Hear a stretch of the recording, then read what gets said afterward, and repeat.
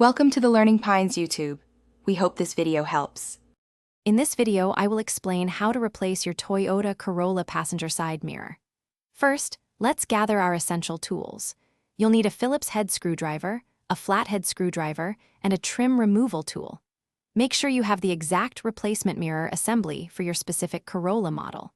Having the right parts and tools ready will make the entire process much smoother and more efficient, saving you time and effort. Now, let's get to removing the old mirror. Begin by carefully prying off the interior door panel.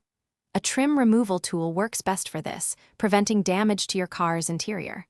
Once the panel is off, you'll see the electrical connector. Disconnect it. Then, locate and unscrew the 3 or 4 nuts or bolts holding the mirror in place. With those removed, the old mirror assembly should slide right out.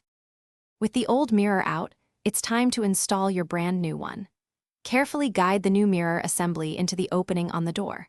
Once it's seated correctly, tighten the 3 or 4 mounting nuts or bolts to secure it firmly. Don't forget to reconnect the electrical wire harness. This is crucial for the mirror's power and adjustments.